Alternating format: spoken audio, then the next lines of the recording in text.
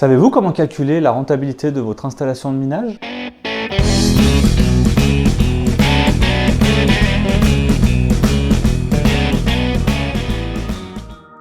Bonjour, pour ceux qui ne me connaissent pas, bienvenue sur la chaîne de Mineur mais pas que. Je m'appelle Benjamin et ici nous parlons du minage de crypto-monnaies, mais pas que. Nous allons voir les outils pour pouvoir calculer la rentabilité de votre matériel. Avant d'aller plus loin, pensez à soutenir la chaîne en vous abonnant et à activer les notifications. Ça permettra de référencer la chaîne et aussi bien sûr de nourrir l'algorithme de YouTube, c'est important. Je tiens également à vous préciser que dans cette vidéo, il n'y a pas de contenu sponsorisé. Tous les sites ou les marques qui vont être mentionnés ou qui seront mis dans la description sont ceux que moi j'utilise personnellement et il en existe certainement plein d'autres ailleurs que même vous pouvez utiliser et si c'est le cas d'ailleurs, pensez à les noter en commentaire comme ça lors d'une prochaine vidéo, on pourra les intégrer. Voilà, donc le premier site c'est hashrate.no donc il se présente de manière suivante. Donc vous allez sur le lien hashrate.no qui est en haut à gauche de l'écran et donc une fois que vous avez chargé la page du site web, vous tombez sur cette page qui recense dans un premier temps toutes les cartes graphiques triées par ordre de chiffre d'affaires du plus haut au plus petit. Attention, même si les cartes graphiques coûtent cher, il faut garder à l'esprit que ça va représenter que 70% à 80% du budget que vous allez avoir besoin pour pouvoir créer votre rig. Associé à ça, il faudra garder du budget pour pouvoir acheter la carte mère, le châssis, les disques durs, la RAM, le CPU s'il n'est pas intégré à la carte mère, les risers et d'autres petits éléments comme ça qui vous permettront de vous faciliter la vie et d'utiliser le rig. Par exemple, là ici, si on prend ce site-là, une fois que vous avez sélectionné le type de carte graphique ou l'algorithme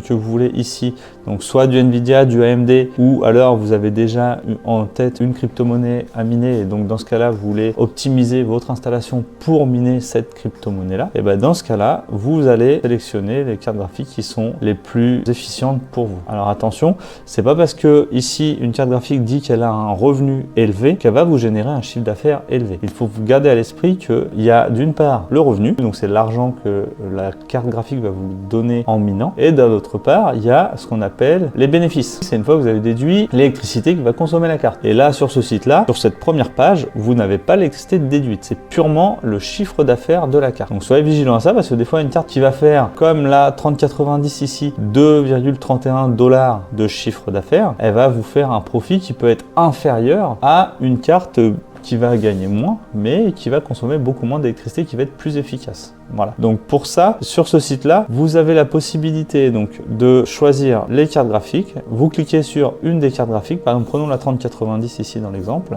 Dans cette carte-là, vous avez la possibilité d'y mettre son prix en dollars. Vous avez la possibilité de paramétrer le taux de l'électricité. Là, pour ce cas-là, ici, nous allons prendre 19 centimes du kilowatt, qui est à peu près une moyenne du prix qu'on peut payer en France. Alors attention, là on parle en dollars, donc pensez bien à convertir votre coût électrique en dollars. Ça vous permettra de ne pas vous tromper sur votre calcul. Et ensuite, donc là, vous avez les différents algorithmes. Si vous descendez, que vous souhaitez miner, vous avez à chaque fois sur les 24 heures le profit généré. Donc ce qui est bien ici, c'est quand vous allez zoomer sur une carte précisément. Après, donc vous avez sur la colonne profit en 24 heures, la première ligne qui va être le chiffre d'affaires et la deuxième ligne qui va être le profit. Voilà, donc pour ce site-là, c'est à peu près tout. Vous avez également la possibilité d'avoir un calculateur ici. Donc si vous cliquez dessus, là, il va vous dire, voilà, en fonction de vos puissances de calcul et vos mégahash, si vous les connaissez déjà, quelle va être la rentabilité pour votre puissance de calcul. Voilà. Donc là, c'est le premier site. Donc celui-là, il est très intéressant parce que en plus de lister les cartes graphiques et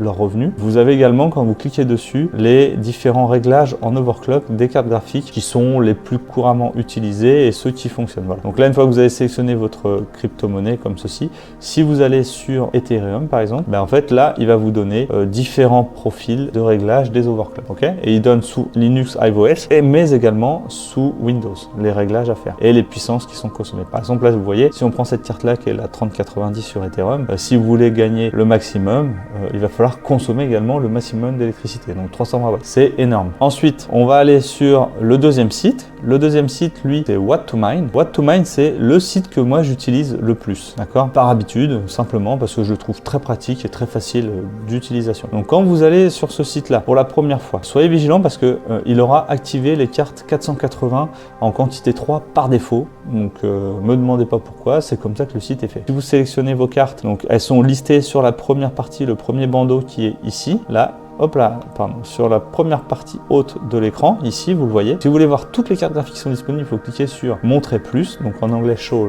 More. Et donc là, vous avez une liste qui s'étend avec toutes les cartes graphiques que le site a en mémoire pour vous permettre de calculer les revenus et la rentabilité. Donc si on prend le cas de la 3090, on en sélectionne, vous pouvez régler les quantités, 10, 1, 2, 3, tout en fonction de ce que vous avez. Ensuite, vous avez les différents algorithmes ici. Donc si vous voulez voir que sur quelques algorithmes qui vous intéressent, vous pouvez avoir la flexibilité de les sélectionner ou d'enlever les algorithmes qui ne vous intéressent pas. Là, pour notre exercice ici, on va tous les sélectionner, d'accord, par défaut. Comme ça veut dire que le logiciel va prendre en compte toutes les crypto-monnaies pour pouvoir nous définir la meilleure rentabilité. Voilà, donc là on va les activer. Voilà, donc une fois qu'on a activé tous les algorithmes, donc ils sont tous bleus comme ceci, vous avez sur la partie gauche ici, inférieure là, au milieu de l'écran à peu près, information qui va vous permettre de rentrer votre coût électrique. Warning, on est encore sur du dollar ici, pas de l'euro. Donc pensez à bien mettre vos tarifs électriques convertis en dollars, à peu près au taux du jour.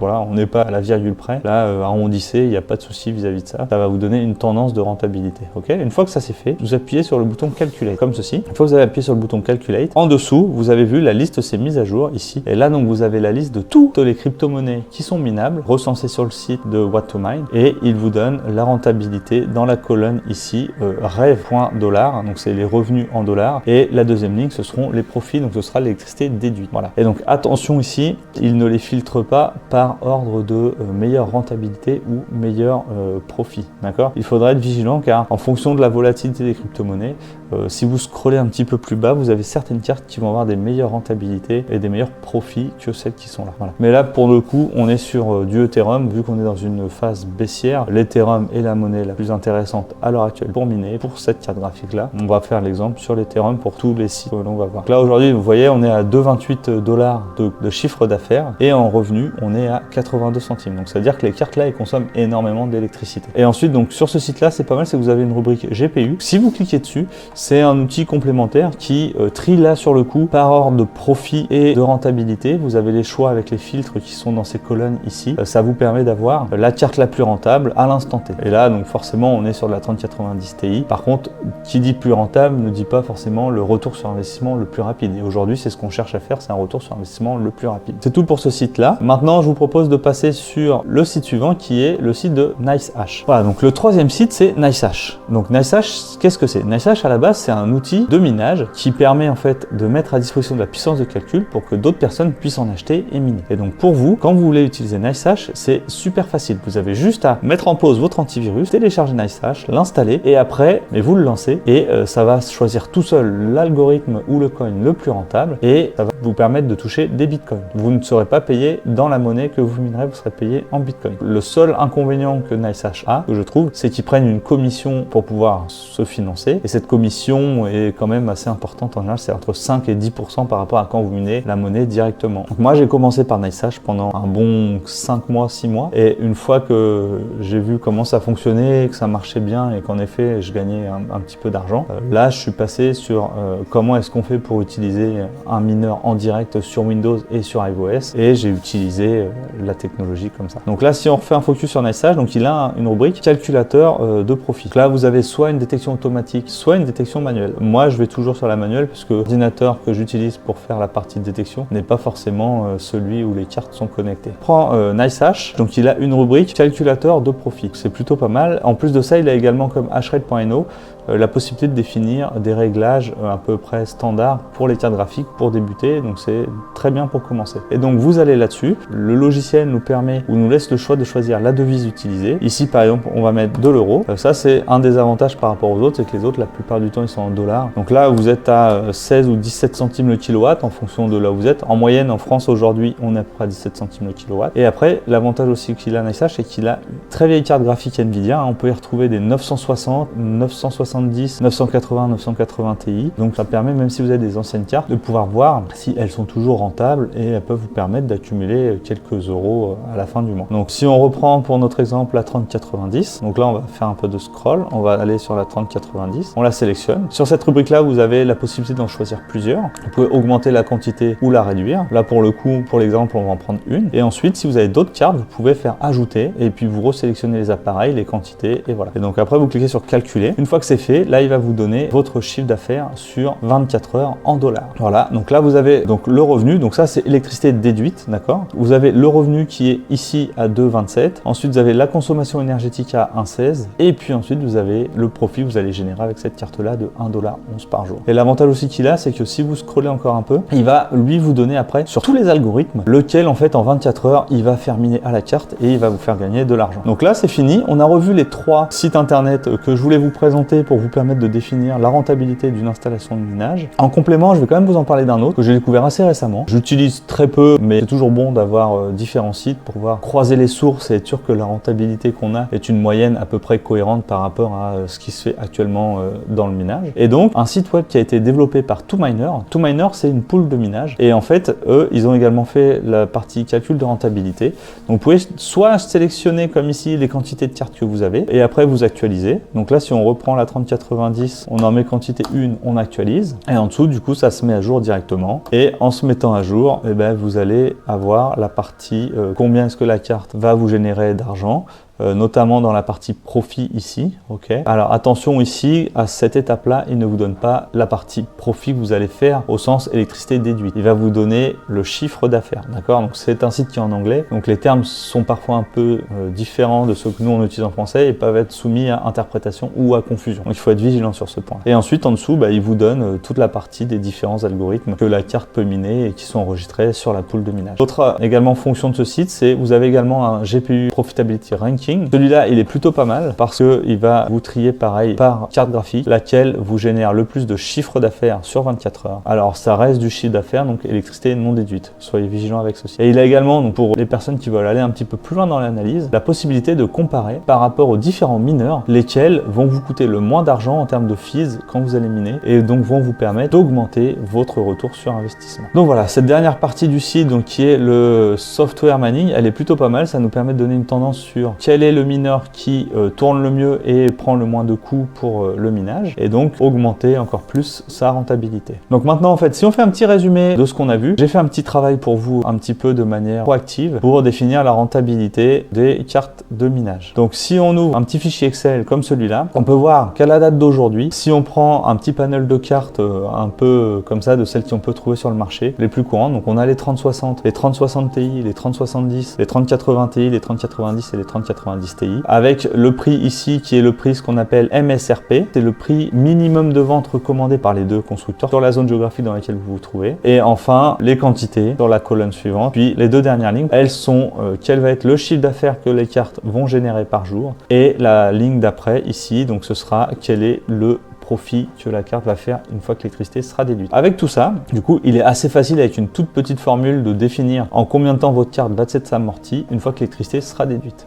Et donc on peut voir que c'est pas forcément la carte qui va gagner le plus par jour et qui va consommer le plus d'électricité et qui va être la plus puissante, qui va vous permettre d'avoir un retour sur investissement le plus rapide. Là, si on regarde ce tableau ici, les cartes les plus rapides finalement, ce sont les cartes entrée de gamme, donc c'est-à-dire les 3060, les 3060 Ti et les 3070. En moins de 24 mois, avec ces cartes-là, on a atteint notre rentabilité avec une crypto-monnaie Ethereum qui s'est cassé la figure depuis quelques semaines et qui est aux alentours de 1100, 1200 $, un Ethereum. Toujours warning, attention, là aujourd'hui on mine de l'Ethereum, c'est l'une des monnaies les plus rentables. Certes, il y a des fluctuations par jour, mais moi je suis sur l'Ethereum tant qu'on peut miner l'Ethereum et je mine un petit peu de Flux également. Cependant, pour moi aujourd'hui avec mon installation et mes cartes, l'Ethereum reste la monnaie la plus rentable par rapport aux technologies de cartes que j'ai. Donc basé sur ça, jusqu'au bout j'irai miner l'Ethereum. Voilà. Ce qu'il faut savoir, c'est que l'Ethereum en fin août, normalement début septembre, ça ne devrait plus être minable. Donc là, toutes les cartes de minage vont être réparties différemment. Donc il faudra certainement un petit peu de temps pour que toutes les fermes de minage ou les mineurs se mettent sur les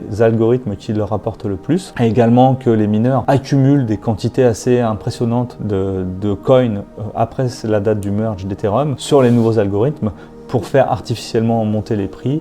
Et puis après, ça nous permettra de redéfinir au bout de quelques semaines, voire quelques mois, des nouvelles rentabilités sur les cartes en espérant que d'ici là, certaines monnaies fassent la différence par rapport à d'autres. Voilà, donc avec tous les éléments que je vous ai donnés là, maintenant vous êtes pareil pour pouvoir définir quels sont par rapport à votre budget les cartes que vous allez pouvoir acheter. Et après ça, donc dans d'autres vidéos, je vous ferai explication de quel matériel choisir pour la carte mère, la RAM, les CPU, s'ils ne sont pas adossés à la carte mère, et les disques durs, clés USB et les risers. Voilà.